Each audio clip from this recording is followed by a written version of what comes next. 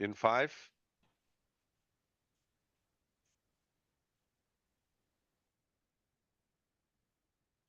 All right. Um, so we're going to talk about artifact colors on the CoCo 3. More than just black, white, red, and blue. Um, but maybe we can start with talking about the Color Computer 1 and 2 artifacts. And I've sort of arranged a little timeline here.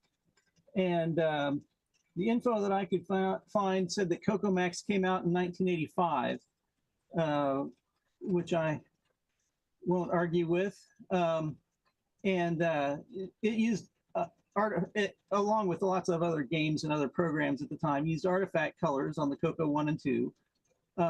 In CoCo Max, the typical black, white, red, and blue colors were available, but also some of the pixel patterns that you had beyond just the simple odd and even vertical stripes produced other color artifacts, and my recollection is that some of them were kind of yellow or brown.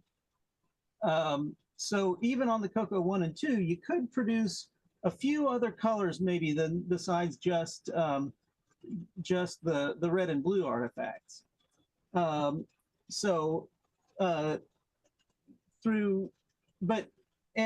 typically with the color artifacts, because and I'll talk a little bit about how the artifact colors work in just a bit, but it reduces the horizontal resolution by about half, because instead of a color being one pixel on the screen, a color is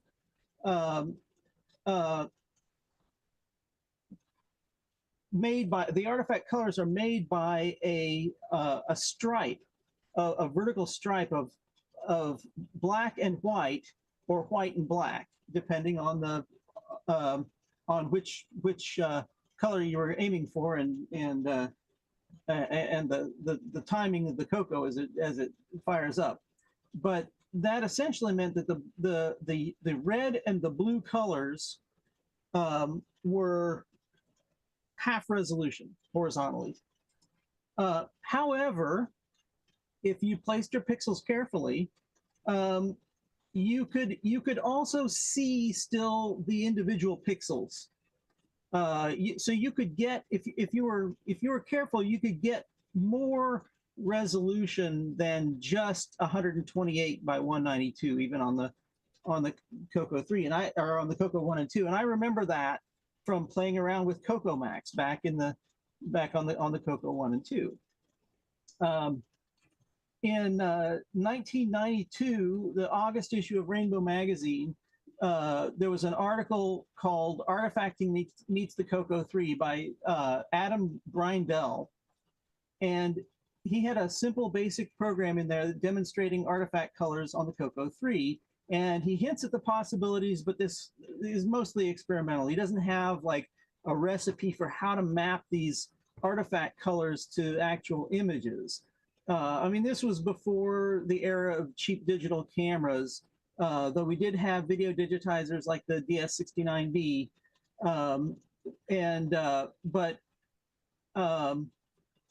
So it wasn't just super easy to get digital photos and put them on the color computer. So the idea of we're gonna be able to map these artifact colors directly onto a digital photo or something, he didn't quite take it to that extent.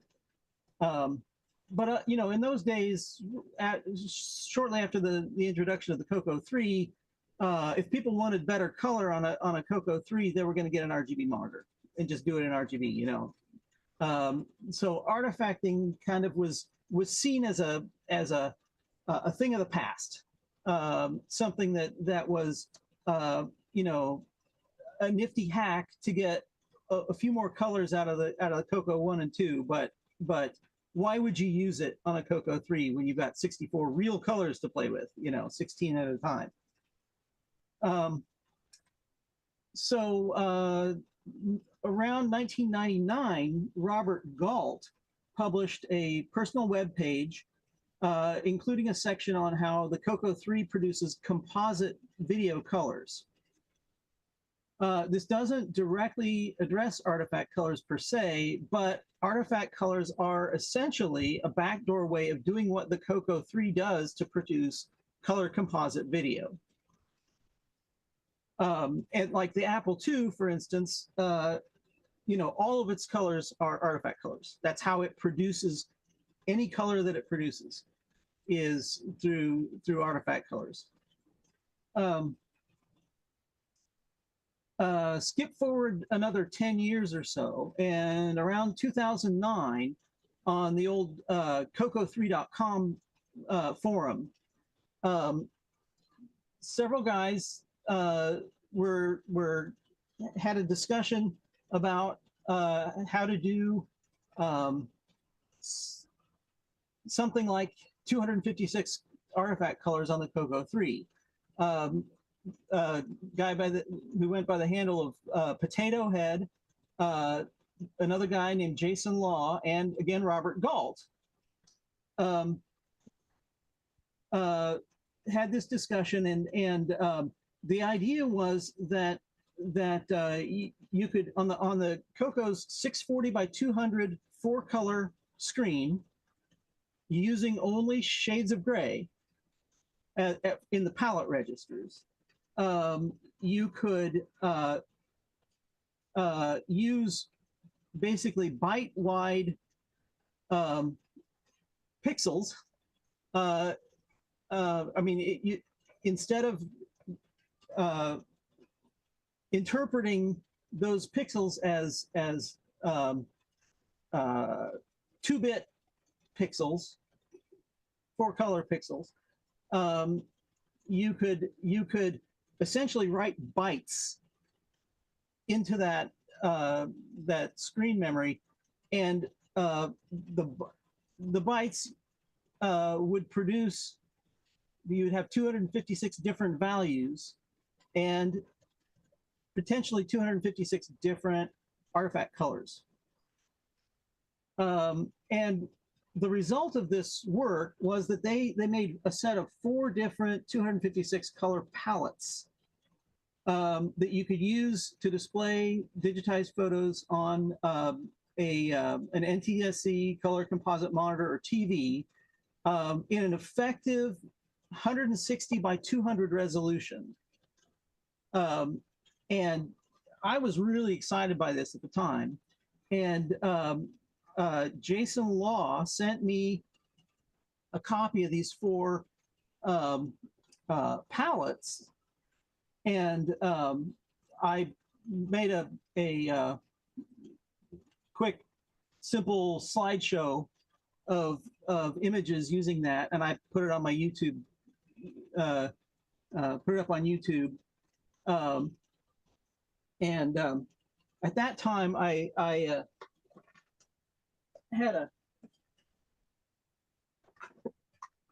was using this video digitizer in a PC that I had at the time, and it did an okay job, but the image quality is not great. It doesn't look doesn't look particularly good on the YouTube video, but you can get the point, get the idea there.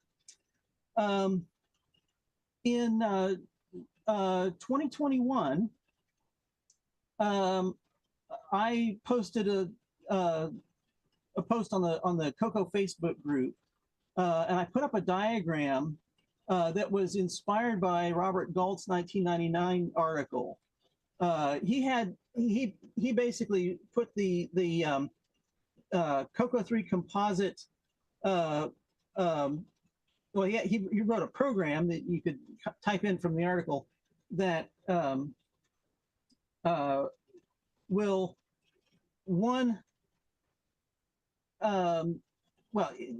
it'll draw a color wheel that shows how the artifact, or how, not the artifact colors, how the composite colors work. And it's got a bunch of numbers on it. You can type the number, and then that number will show up. It'll show that color in a small circle down at the bottom of the screen. But when I saw that and figured out kind of how that was working, it occurred to me that that looked a lot like the YUV or YCRCB color space. And so what I did then was on a modern computer, I kind of replicated that color wheel and calculated the color values that should go in it. And in Inkscape, I painted those colors into the color wheel. And sure enough, it looked like what Robert Galt was describing. And he later said that he wasn't really aware of YUV or YCRCB color space at the time he made this, but that's just how it worked out. And then sure enough, that's the thing I made looked a lot like what he described. So in the comments to that post, I added some more discussion, thinking that understanding the way this works a little bit better might help us to do a more sophisticated version of the 8-bit artifact colors that would preserve more of the horizontal resolution, right? Because that was done on a 640 wide screen, but we're only getting effectively 160 pixels. And in fact, the way you do that is to reduce the source image to 160 by 200, and then map that image onto the palette that Potato Head and Jason Law came up with. And so you're reducing the resolution of the image ahead of time to 160 pixels wide. And I knew from the old CoCo Max days that you could get a little bit more resolution than half of the, or in the case of the CoCo 3 stuff, a quarter of the actual spatial resolution. So I discussed that, and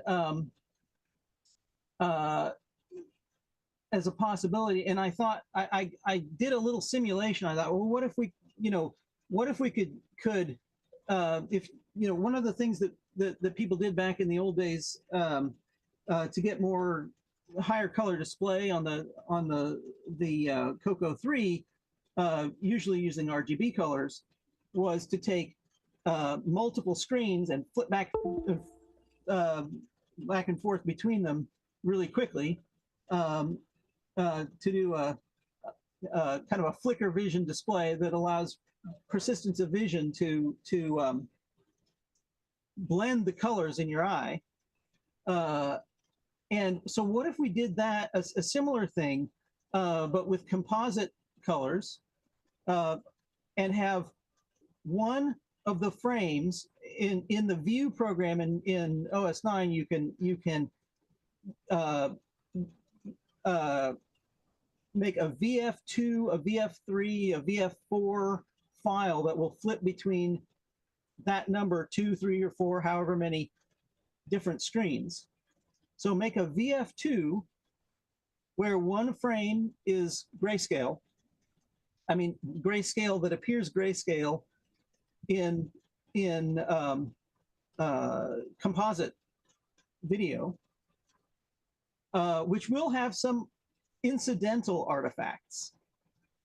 And then another that has the artifact colors, so to sort of superimpose them, so you get a little bit more detail in the grayscale version, and then the coloring over that in the other version of it. And of course, it's going to be flickery and so on. That's just how that works. But as a kind of a proof of concept or you know an idea of what I was hoping to go for.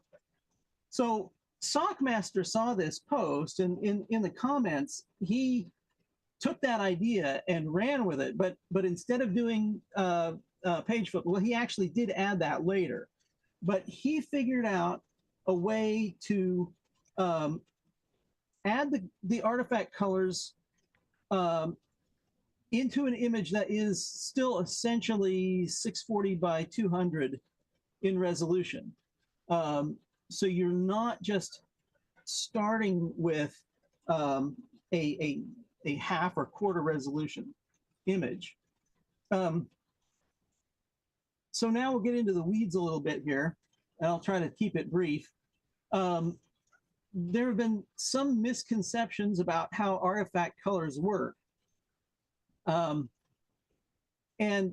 they're not primarily about color bleed. Some people have said that it's about color bleed, or you know, how one color next to each other, next to another one, kind of look, they you know, particularly in a CRT, the colors just sort of bleed together.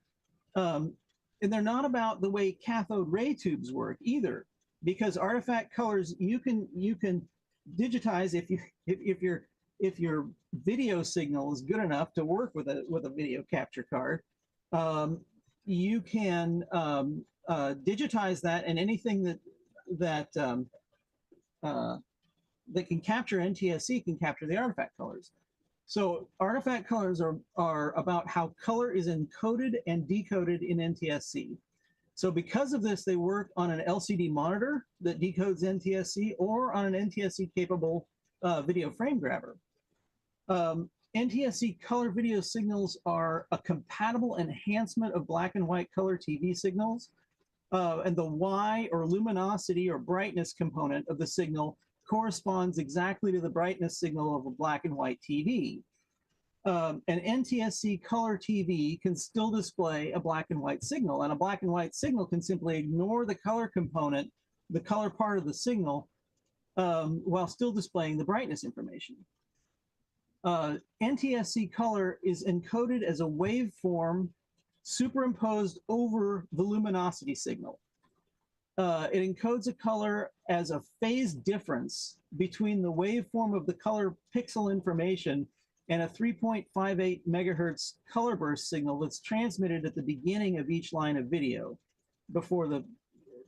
during the horizontal sync pulse, I think, and before the actual video shows up on the screen.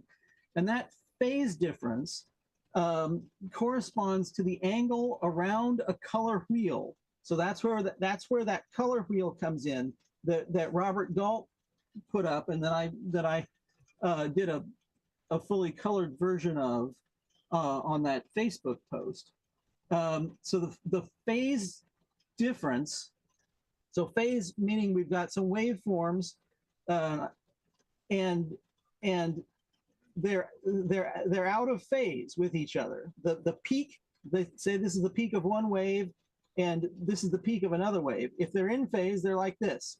If as the peak of this second wave moves out, it becomes out of phase, and that difference between the phase of those signals is that is the chromaticity signal. That is the if I understand it correctly, that describes the angle of the color on this imaginary color wheel. So the brightness level is determined by the luminosity, or Y signal, which is the same as the black and white component of the video. But what we're talking about here is waves upon waves, or squiggles on other squiggles, right? So you've got the luminosity showing the light and the dark pixels, and then on top of that there are other little squiggles that if you see that on a black and white monitor or a black and white TV, it just kind of muddies the picture a little bit.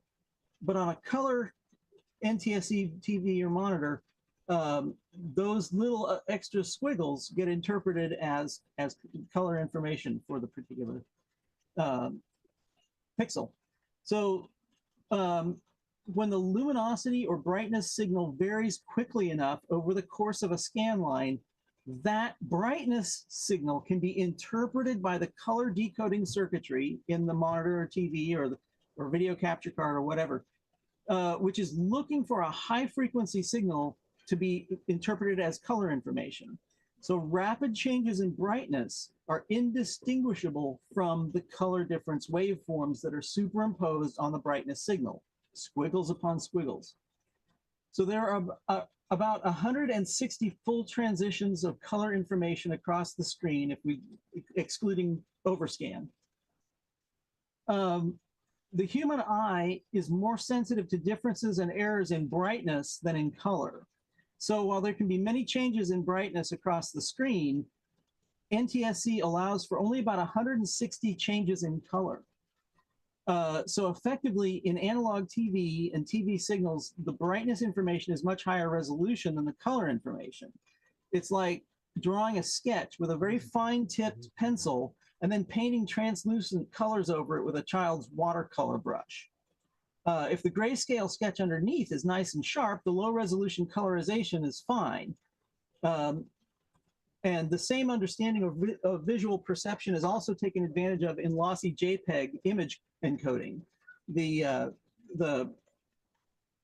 JPEG, the brightness component is higher resolution than the color component. So the 2009 method of getting approximately 256 artifact colors is to reduce the source image to 160 by 200, representing the number of color transitions possible on the NTSC screen. Even though the CoCo 3 thinks it's making 2 or 4 pixels for each byte of screen data, the bit pattern of an entire byte spans a single color transition. So one byte can be considered to be a representation of the direct waveform, or this distinct waveform describing both luminosity and chromaticity for one of the 160 pixels across the intended, across the screen. And this can be done in either 640 by 200 or 320 by 200 resolutions, but the 2009 palettes were intended for a nominal resolution of 640 by 200 with 4 colors. And those 4 colors were set to be the 4 pure shades of gray that the CoCo 3 can produce in its 64 color gamut. Special 256 color palette files map an artifact color to specific colors in the palette, or sorry, to a specific index in the palette. So in order for this process to work, these palettes must be kept in their original order, because the saved pixel data represents an 8-bit index into this map of 256 colors. On the CoCo, this data will be interpreted differently. It will also be index data, but each byte will be broken up into 2 or 4 palette lookup indices, referring to CoCo palettes that were set up with grayscale values. But the bit patterns that this puts on the screen can still be seen as 256 different values representing 256 potential artifact colors that were experimentally identified as the colors in the 256 color palette that those guys came up with in 2009.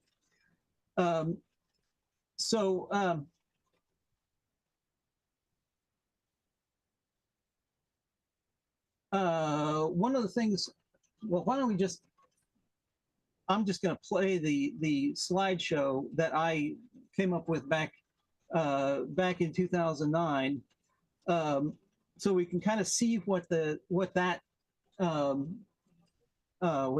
images looked like.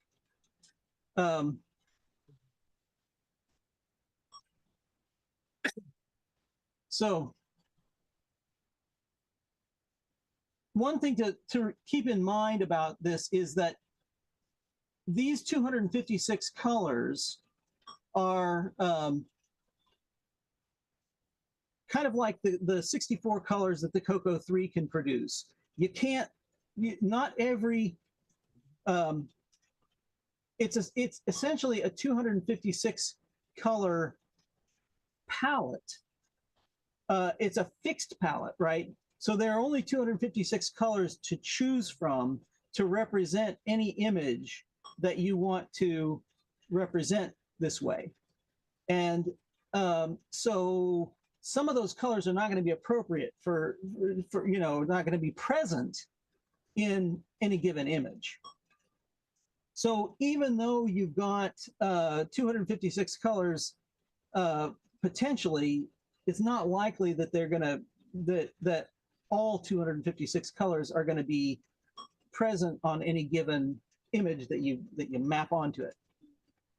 So, how many actual colors are displayed right now? I don't know, 16, maybe more than that, maybe 64 colors. It does seem to be more than 16. But that single,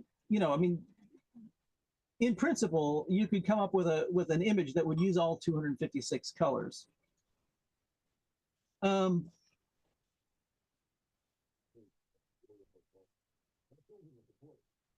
So what a lot of the pictures that I picked out for this were, one of the nice things about this is that it doesn't have any palette switching or screen flipping or anything like that. It's just this is just plain 640 by 200 4 grayscales that's producing these colors. So, which means that it's possible to use these for games and that kind of thing. And so, I was thinking, well, the ideal thing would be, this would be great for adventure games, text adventures with pictures and stuff. And so that's kind of what I was thinking when picking out some of these images off of Flickr.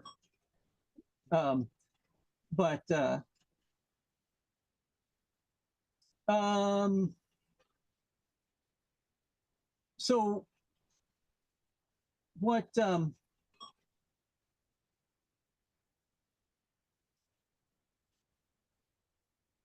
Sockmaster did then is he came up with a couple processes where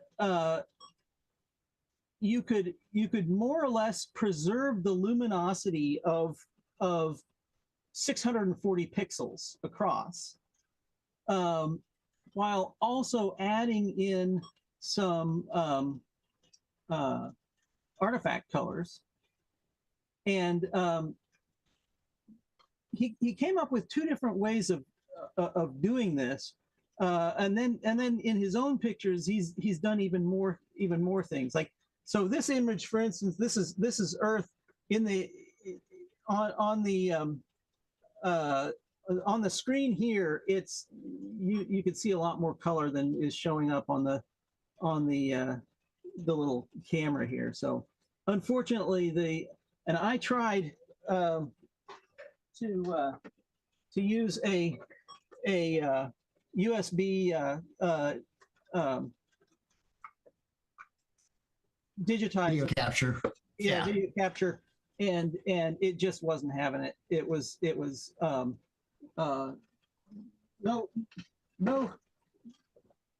Don't panic, it's tricky. I had to try a bunch of them too, and then it asked for help. Yeah, no usable color came out. I came real close. I've got this.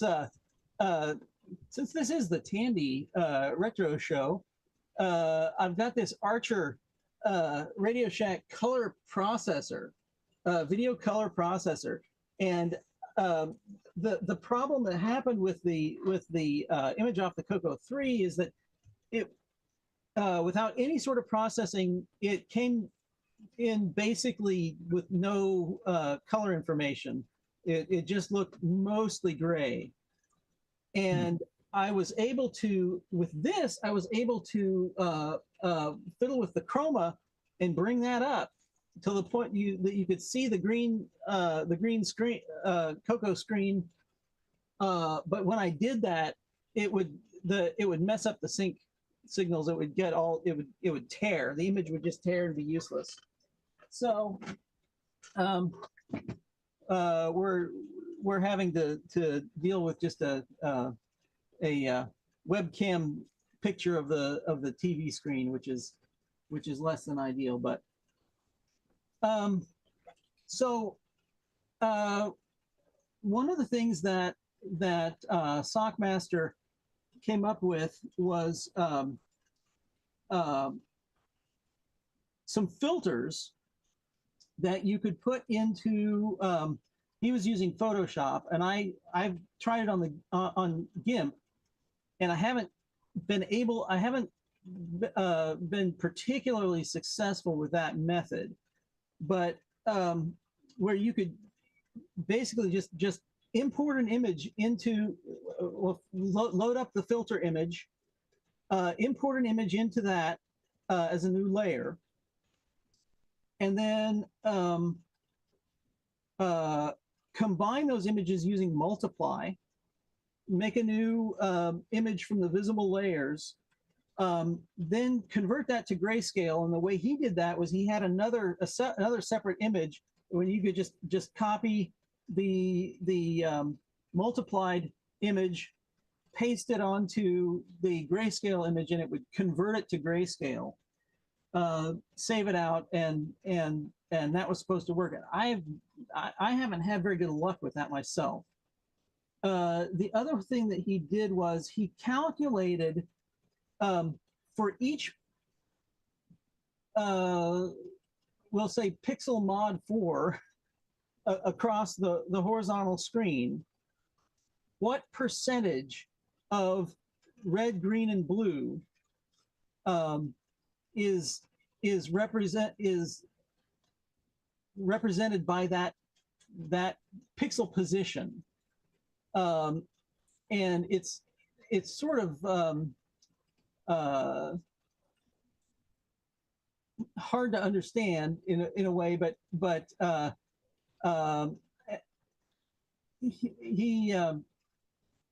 I was able to use that though in a little Python program and get results that were not quite as good as what he got, but much better than, I had much better success with that than I did with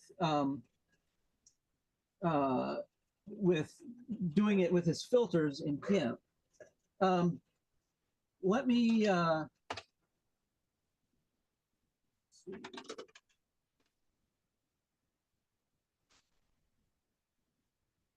you some other things that I've done.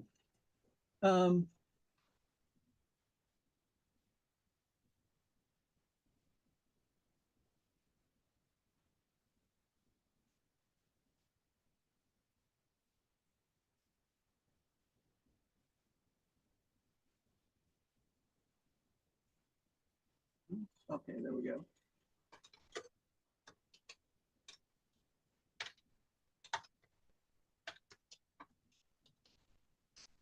Okay, this is just a screenshot from the Terry Gilliam movie Brazil, and it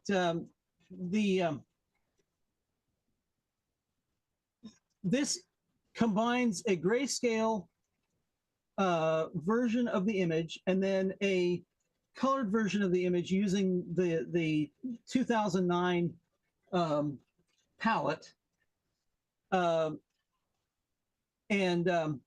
You can see View will load these images separately, and you can see on the first one, take note that it looks basically grayscale, but it has some random unintended color artifacts in it as well. And then it will load the artifact color version, and then it will flip between them.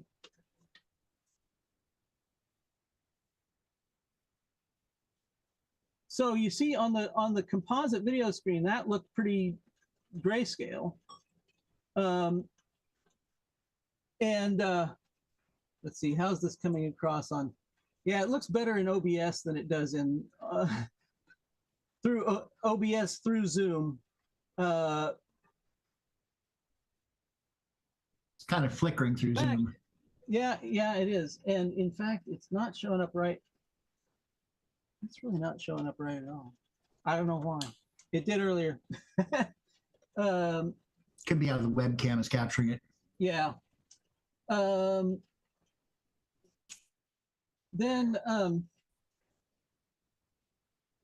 let's see. We have okay.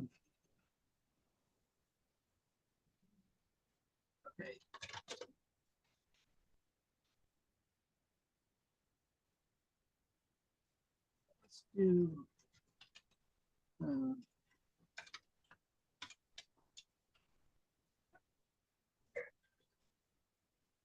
Now, why is this not showing up? That's not right at all. That's very strange. Even on my TV, it's not showing up with the artifact colors. It was just it's the curse of demos, you know. The curse of demos, I tell you. All right. So I have another way that we might be able to do this.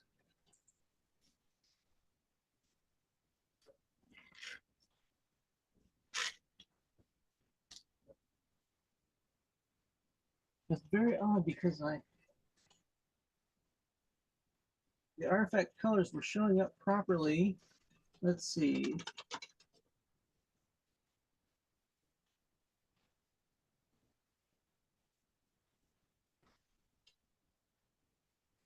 Which monitor are you using with this? Are you using I've got a Tandy? I've got a CM8 over here, and I've got a okay. a TV over there in the oh, that's not what I wanted.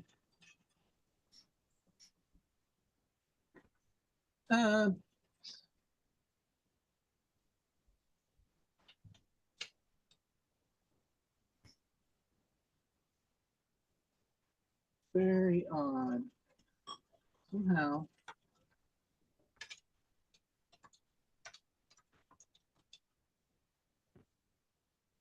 Let's see.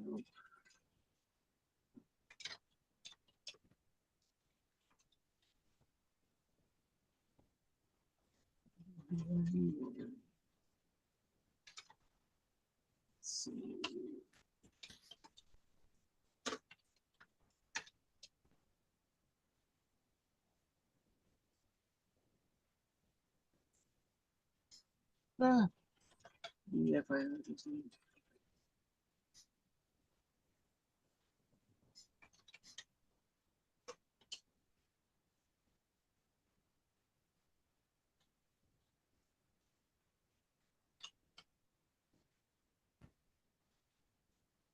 That's more like it. Yeah, somehow our after running the slideshow the first time, the palettes got set up in a strange way.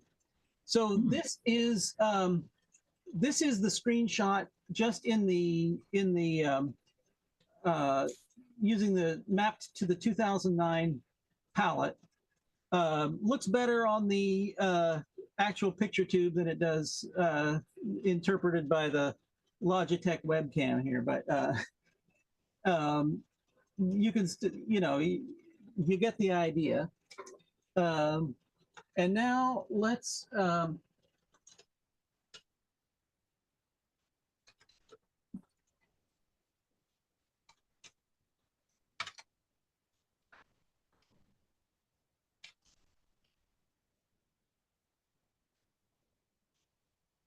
here is a rendition of the same image that Sockmaster sent me.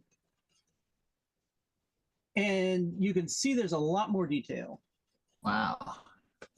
Yeah. So, yeah, you can definitely see it in the like the little CRT image in the picture itself. There's a what's supposed to be a grayscale picture of the character's face, on a picture tube, and you know, that shows up a lot better. But yeah, I mean, on the TV screen, it looks even better than this. The colors are more vibrant, and so on. Let's see. I did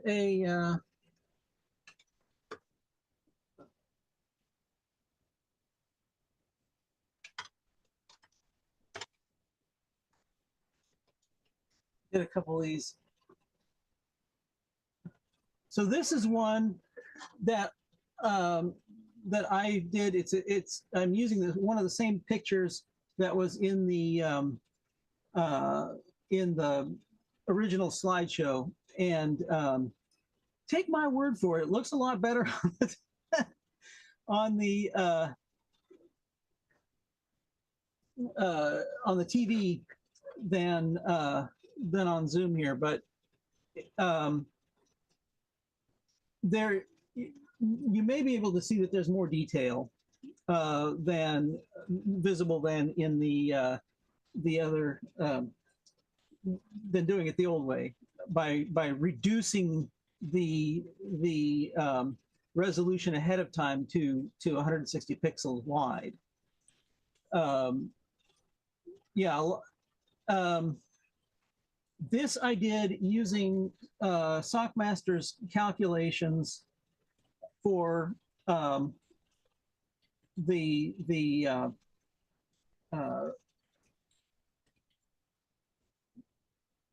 much of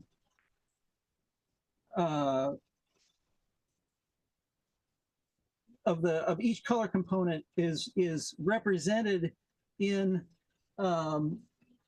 you know, pixel 0, pixel 1, pixel 2, pixel 3, and then it starts a new color clock, color cycle, 0, 1, 2, 3, 0, 1, 2, 3.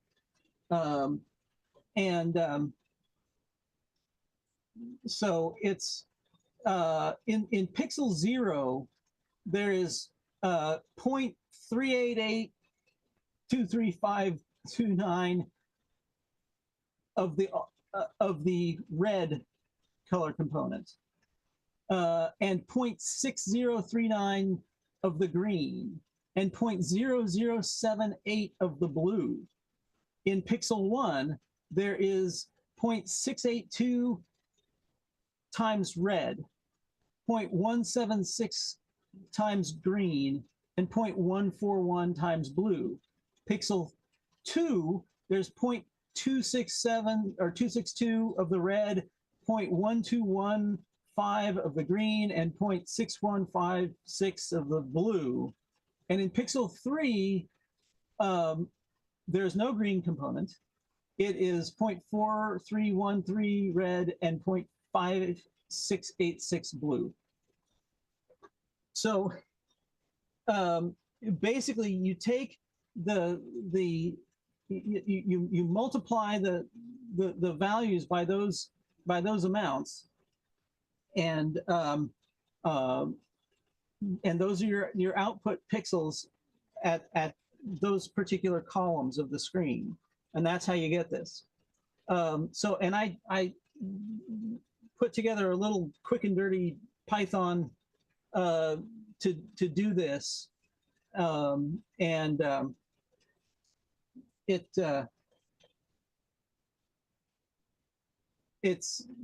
it still needs a lot of work in order to do it right. I need to make it so that you can enter a file name on the command line. Right now, I just go in and edit the file name and so on. But yeah, anyway, that's, Joel? Yeah. I have one question from 8-Bits in the basement. He wants to know if there's a big difference in the file sizes between both methods. Ultimately, when you get them on the CoCo, they're the same.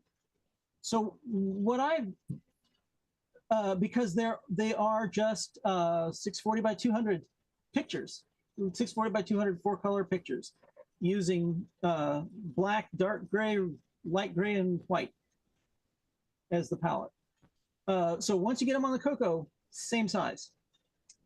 Um, the the process that I used uh, prior to Sockmaster's innovation was that I would open up a JPEG photo, scale it to 640 by 400. Then, because the aspect ratio is different on the CoCo, say at 640 by 200, it's not the same aspect ratio as VGA. So scale it to 640 by 400. Then scale only in the vertical dimension, scale it down to 200. And then reduce the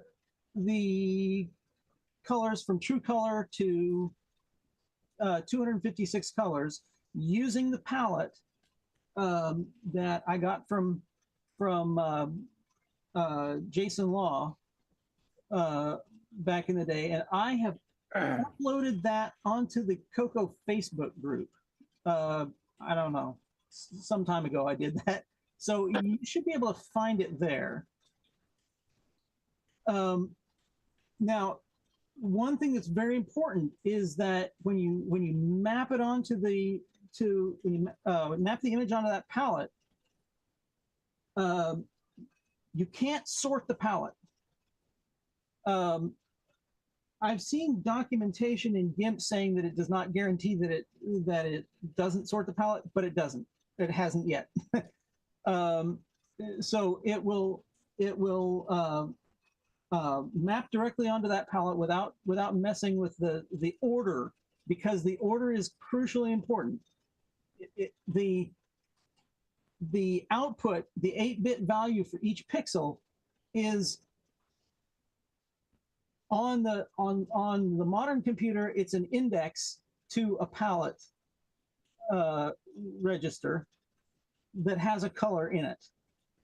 On the CoCo, that index number, that 8-bit number, becomes the artifact color, essentially. Well, I mean, it also is interpreted as palette information, but the colors that the CoCo 3 puts out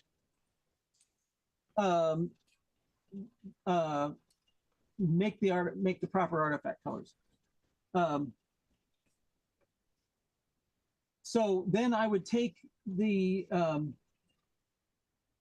image and I would scale it to 160 pixels wide, and I think I'm mixing up the other things. Anyway, ultimately I'd scale it to a 160 by 200 image in 256 colors using the 2009 palette. I would save it out as an 8-bit TGA or Targa true color file, because that's a very, very simple file format that has a simple representation of the image. And then I would use head and tail to cut off the header and of the Targa image, and I would just concatenate a header file that just has that just turns it into a VEF CoCo file that has the proper palette, grayscale palette. And after processing it that way, then you can just load it up in View in Nitro S9.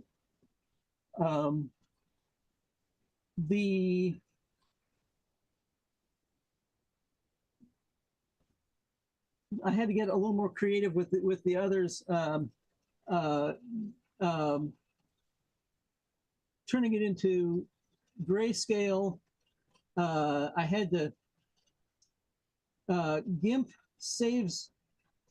doesn't know how to save GIFs in lower than, I think it promotes all GIFs to 256 colors, which then when you load that up into a CoCo 3, it tries to display it as if it's a 256 color picture, and that doesn't work right.